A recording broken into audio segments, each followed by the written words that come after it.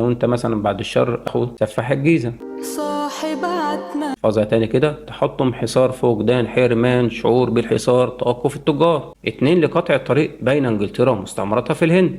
خاضوا الاتنين حروب كتيرة بينما اعتمد الفرنسيون على المدافع والأسلحة الحديثة. السلام عليكم ورحمة الله وبركاته. سنة تالتة إعدادي. النهاردة إن شاء الله جايب لكم خلاصة الدرس التاني الحملة الفرنسية على مصر، ويلا بينا نبدأ.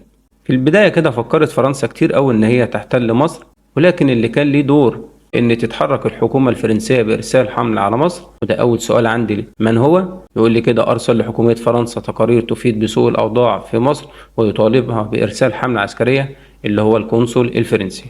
طبعا القنصل الفرنسي ده مسؤول عن الفرنسيين اللي موجودين في مصر، تجار وغيره، فكان بيطالب حكومة فرنسا كده ان هي ترسل حملة على مصر نتيجة لأهميتها وغيرها من المزايا اللي حضرتك عارفها عن مصر.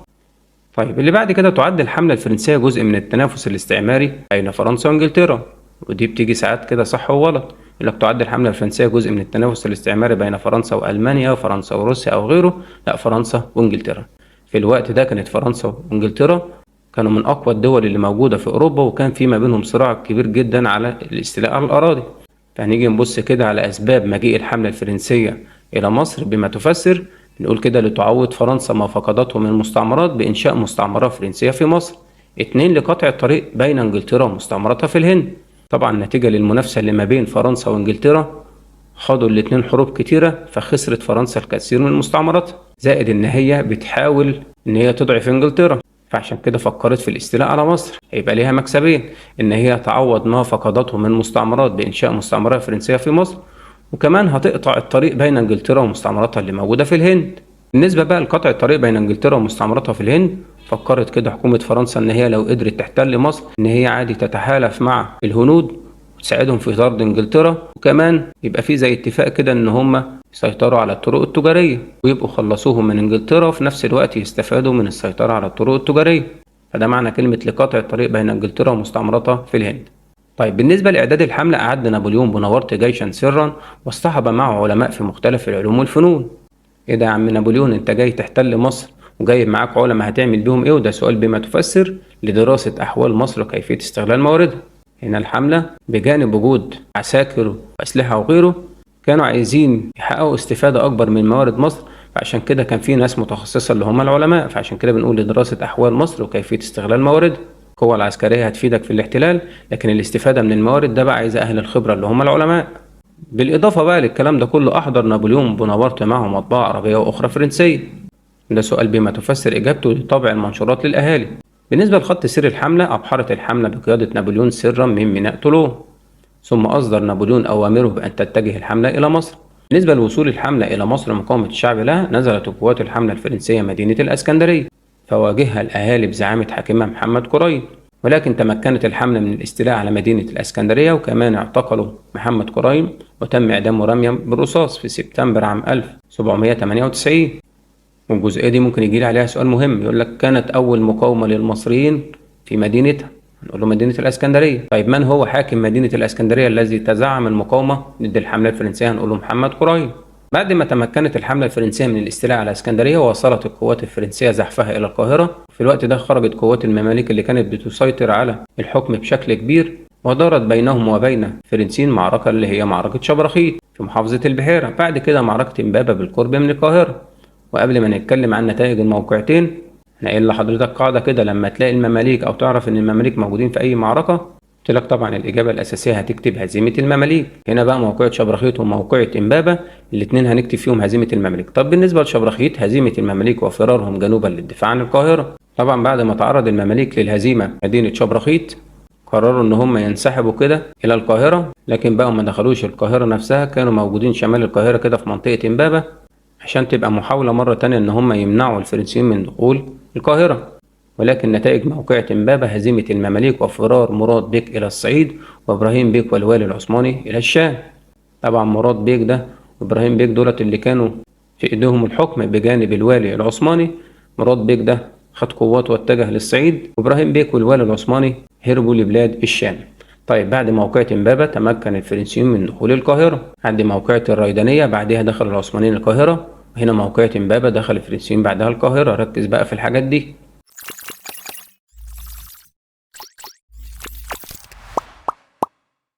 بالنسبة اللي بعد كده ايه حكاية المماليك؟ الدرس الأولاني قلنا إن اتهزموا في الثلاث معارك اللي قلناهم في الدرس، هنا نفس القصة في المعركتين اتهزموا. طب المرة دي ايه السبب بقى؟ بسبب اعتماد المماليك على الفروسية، بينما اعتمد الفرنسيون على المدافع والأسلحة الحديثة. اعتمدوا على الفروسية بقى والنظام القديم في الحرب، لكن الفرنسيين جايين بمدافع وأسلحة أحدث. طبعا بعد معركة إمبابة دخل نابليون بنبرة القاهرة في يوليو عام 1798 بعد أن أمن العلماء والمشايخ في الجامع الأزهر على الأرواح والأموال. وبعد دخول نابليون القاهرة أرسل قوته إلى باقي أجزاء مصر، وأثناء ذلك تعرضت الحملة الفرنسية إلى معركة أبيار البحرية. بالنسبة لمعركة أبيار البحرية اللي كانت السبب الرئيسي وراء فشل الحملة في نهاية الأمر، معركة أبيار البحرية دي كان أطرافها الأسطول الإنجليزي بقيادة نيلسون والأسطول الفرنسي. واحفظ بقى قائد الأسطول الإنجليزي نيلسون. قام الأسطول الإنجليزي كده بضرب الأسطول الفرنسي. فتعالوا بقى نشوف كده ما النتائج المترتبة على موقعة أبو قير البحرية. أول حاجة عندي تحطم الأسطول الفرنسي. حصار الأسطول البريطاني لشواطئ مصر. فقدت فرنسا الأمل في السيطرة على سواحل البحر المتوسط. حرمان الحملة الفرنسية من وصول الإمدادات لها. شعور الجنود الفرنسيون بأنهم محاصرون داخل مصر. توقف حركة التجارة الخارجية لمصر. بالنسبة للنتائج كبيرة شوية، هقول لك على طريقتين كده تحفظ بيهم. أول طريقة طبعا في المعركة دي اتهزم الأسطول الفرنسي، فطبيعي هيتحطم أسطوله. الأسطول الفرنسي موجود في اسكندرية يعني شواطئ مصر الشمالية. فبعد ما الأسطول البريطاني حطم الأسطول الفرنسي وقف مكانه، فده رقم 2 حصار الأسطول البريطاني لشواطئ مصر. فرنسا لما أرسلت الحملة كان عندها أمل كبير جدا إن هي من خلال مصر تسيطر على سواحل البحر المتوسط. فأكيد الأمل ده بقى فقدته، اللي هي فقدت فرنسا الأمل في السيطرة على سواحل البحر المتوسط. طيب الجنود بقى اللي جوه مصر ونابليون وغيره اتحرموا طبعا من وصول امدادات. دلوقتي حكومة فرنسا مش هتقدر تبعت اي حاجة لنابليون اللي احنا بنسميها الامدادات، سواء اموال او غذاء او جنود او غيره، لان الاسطول البريطاني زي ما احنا لسه قايلين محاصر شواطئ مصر. طبعا بقى نتيجة لهذا الحصار برضو شعر الجنود الفرنسيون بانهم محاصرون داخل مصر، وبالنسبة للتجارة الخارجية لمصر توقفت. بالنسبة بقى للطريقة التانية اللي ممكن حضرتك تحفظ بيها إجابة نتائج موقعة أبو قير البحرية، عندي في بداية كل إجابة كده كلمة باللون الأسود. كل الكلام اللي باللون الأسود اللي قدامك زي تحطم وحصار وفقدت وحرمان وشعور ومحاصرون وتوقف التجارة، احفظ الكام كلمة دولت لوحديهم كده فكروك بالإجابة كاملة. هقول بس الكلمات اللي هي باللون الأسود دي كأنها أغنية راب، ركز معايا كده. تحطم، حصار، فقدان، حرمان، شعور بالحصار، توقف التجار. طبعا هنا فقدت قلناها فقدان، وبعد كده حرمان، شعور على محاصرون قلناها بالحصار، توقف التجار اللي هي التجارة. احفظها تاني كده، تحطم، حصار، فقدان، حرمان، شعور بالحصار، توقف التجار. بالنسبة اللي بعد كده بقى مقاومة أبناء الصعيد للحملة الفرنسية. زي ما قلنا نابليون بعد دخول القاهرة ابتدى يوزع قواته عشان يكمل سيطرة على بقية مصر. طب لما أرسل قواته بقى للصعيد لقوا مقاومة كبيرة جدا من أهالي الصعيد. وهنا عندي تعريف مهم، ومن التعريفات اللي أساسي في الامتحان، ما المقصود بالمقاومة هي رفض الشعوب للاحتلال ودفع عن البلاد بوسائل مختلفة. شعب بيقاوم المحتل يعني رافض وجوده وبيحاول يخرجه بكل الطرق. فتاني كده تعريف المقاومة هي رفض الشعوب للاحتلال ودفع عن البلاد بوسائل مختلفة. طيب بالنسبة بقى للقوات الفرنسية فشلت في إخضاع أهالي الصعيد، وده لأن أهالي الصعيد اتبعوا حرب المناوشات والمعارك المتفرقة التي أنهكت قوة الفرنسيين نظرا لطول الوادي. ساعات السؤال ده كده بيجي لي في صح وغلط كتير قوي، يقول لي فشلت القوات الفرنسية في إخضاع أهل الصعيد بسبب تفوقهم العسكري أو كثرة عددهم أو القصة دي كلها. نقول له طبعا الكلام ده كله غلط. طبعا بقى حرب المناوشات دي اللي هي الهجوم بقى اللي هو المتقطع كده، ضرب من نار من بعيد، حاجات زي كده، دي كلها بنسميها حرب المناوشات. بالنسبة بقى للمعارك المتفرقة، ودي بقى المعارك دي أنهكت قوة الفرنسيين نظرا لطول الوادي. عندك حضرتك عارف طبعا وادي النيل 9 محافظات. بعد القاهرة ابتدى الفرنسيين بقى فيوم وبني سويف وقنا وأسيوط، كل محافظة بيدخلوها معركة لوحديها، وطبعا بيلاقوا مقاومة كبيرة وضرب وأسلحة، وطبعا بقى معركة ومعركة ومعركة، والقصة دي كلها أنهكت قوة الفرنسيين نظرا لطول الوادي. طيب نتيجة بقى لفشل الفرنسيين كده في إخضاع أهالي الصعيد، أدى ذلك إلى تعاظم الشعور الوطني ونمو الوعي القومي عند المصريين تجاه الاحتلال الفرنسي. أهل الصعيد قدروا إن هم يقفوا لهم، فده شجع بقى بقية المصريين. عشان كده هنا في القاهرة قام الأهالي بثورة، وهي ثورة القاهرة الأولى في أكتوبر عام 1798، وكان مركزها الآزار الشريف. طيب نيجي بقى نتكلم في أسباب قيام الثورة. هنقول كده بسبب فرض الضرائب وقيام الجنود الفرنسيون بتفتيش البيوت بحثا عن الأموال، هدم أبواب الحارات، هدم الكثير من المباني والمساجد بحجة تحصين القاهرة. طبعا نابليون بقى نتيجة بقى لحرمان الحملة من الإمدادات زي ما قلنا في اللي فات، هنصرف منين، هنجيب منين، افرض بقى يا سيدي ضرايب على المصريين. ومش بس كده، الجنود كمان تخش البيوت تفتشها تدور على أي فلوس. زائد بقى ان بسبب الثوار وغيره بقى هدموا ابواب الحارات. زائد بقى ان هم عشان يأمنوا نفسهم من دخول مثلا الانجليز عايزين يبنوا اسوار بقى حوالين القاهرة. في اي مكان هيتبني فيه سور مثلا مبنى او حتى مسجد ما كانش هاممهم، كانوا بيهدوا الكلام ده كله عشان يبنوا الاسوار بحجة تحصين القاهرة. يبقى السؤال كده تاني، بما تفسر قيام ثورة القاهرة؟ هنقول في الاجابة بسبب فرض الضرائب. مش بس كده، وقيام الجنود الفرنسيون بتفتيش البيوت بحثا عن الاموال. 2. هدم أبواب الحارات. 3. هدم الكثير من المباني والمساجد بحجة تحصين القاهرة. عندي بقى بالنسبة لأحداث الثورة، ثار الأهالي ضد الفرنسيين واشتدت المقاومة، وامتدت الثورة إلى الأقاليم المجاورة، وقتل حاكم القاهرة الفرنسي. زائد إن استخدم الفرنسيون بقى سياسة القمع والإرهاب لإخماد الثورة. كمان دخلوا الجامع الأزهر بخيولهم، مما نتج عنه إثارة الشعور الديني عند المصريين. طيب، ما النتائج المترتبة على ثورة القاهرة الأولى؟ إخماد الثورة، فرض غرامات مالية، إعدام الكثير من الأهالي والثوار، وبدأ الفرنسيون في تحصين القاهرة. طبعا نتائج الثورة دي قدر نابليون بقى بعد سياسة القمع والإرهاب والشدة والقصة دي كلها إن هو يخمد الثورة، يقضي عليها. زائد إن هو فرض غرامات مالية بقى على التجار وأي حد كان بيساعد الثوار بالمال أو بغيره، فرض عليهم غرامات مالية. زائد إن هو أصدر حكم بالإعدام على الكثير من الأهالي والثوار. وبعد ما قضوا طبعا على الثورة دي بدأوا إن هم يحصنوا مدينة القاهرة.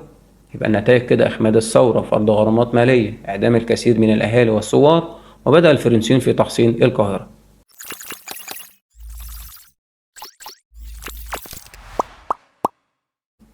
طبعا بقى الدولة العثمانية مش هتسكت على مصر اللي بقت تحت احتلال الفرنسيين، فابتدت إن هي كده تجهز حملة تبعتها على مصر عن طريق بلاد الشام، وتحالفت مع انجلترا وروسيا. وخلي بالك منها دي عشان صح وغلط، تحالفت الدولة العثمانية مع انجلترا وروسيا.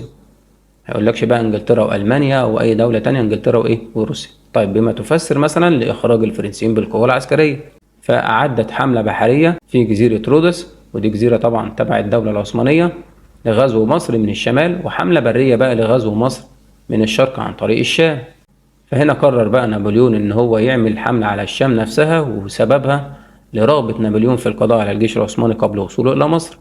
قال لك انا مش هستنى بقى لحد ما العثمانيين يجولي في مصر نفسها، لا انا هخرج لهم ببلاد الشام. يبقى سبب حملة الشام رغبة نابليون في القضاء على الجيش العثماني قبل وصوله مصر. بالنسبة بقى لخط سير حملة الشام وأحداثها، استولى نابليون في طريقه كده على العريش، بعد العريش جنبها غزة، استولى على الاتنين.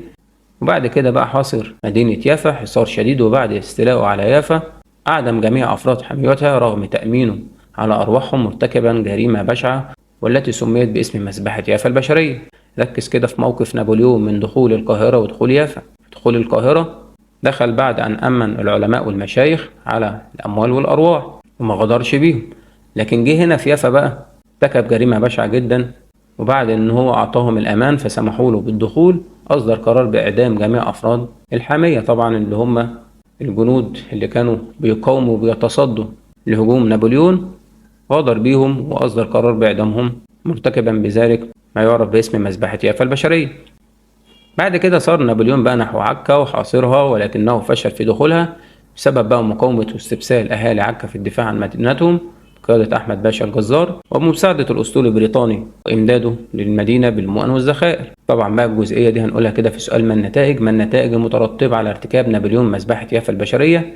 بعد يافا على طول عكا، أهالي عكا لما سمعوا باللي عمل بيه نابليون في يافا قالوا كده كده ده راجل مجرم ما عندوش إنسانية، فكده كده سواء بقى احنا سمحنا له بالدخول مش هنسمح له، هيقتلنا، فهي موتة ولا اكتر بالبلدي كده، فهنخرج بقى وزي ما تيجي زي ما بنقولها بالبلدي. فعشان كده بنقول ان نتج عن ارتكاب نابليون لمذبحة يافا البشرية استبسال اهالي عكا في الدفاع عن مدينته. استبسال بقى يعني هي شدة المقاومة، وزي ما قلنا كده ما كانش فارق معاهم حاجة. وطبعا بقى نتيجة للمقاومة دي فشلت حملة نابليون على الشام، او يقول لنا كده فشل نابليون في فتح عكا، هنقول له بسبب استبسال اهالي عكا في الدفاع عن مدينتهم ومساعدة الاسطول البريطاني لهم. دي اجابة مختصرة بقى للجزئية اللي فاتت. طبعا بقى تركز في حاجة: اهالي عكا اللي قاد مقاومة حاكمها اللي هو احمد باشا الجزار. افتكر معايا برضو حاكم الاسكندرية اللي هو محمد قريم. طب لو قال لنا بقى حاكم عكا الذي قاد المقاومة ضد الحملة الفرنسية، هنقول له احمد باشا الجزار. يبقى في اسكندرية محمد قريم، عكا أحمد باشا الجزار. طبعا بقى الأسطول البريطاني خد الأسلحة راح اداها لأهالي عكا عشان يقاوموا بيها، فده برضو كان من أسباب الفشل. فبنقول كده بسبب استبسال أهالي عكا في الدفاع عن مدينتهم ومساعدة الأسطول البريطاني له. طب لو هيسأل حضرتك كده يقول لك ما رأيك في مذبحة يافا البشرية؟ طبعا أي جريمة هتشوفها في المنهج هتقول حضرتك كده إيه رأيك؟ أرفضها لأنها جريمة بشعة لا تتفق مع تعليم أي دين. طبعا بقى لو واحد يقول لي ده رأيي أنا وأنا حر أقول اللي أنا عايزه، أنت ممكن تقول عكس كده لو أنت مثلا بعد الشر أخو سفاح الجيزة. صاحب عتمة بين شفاف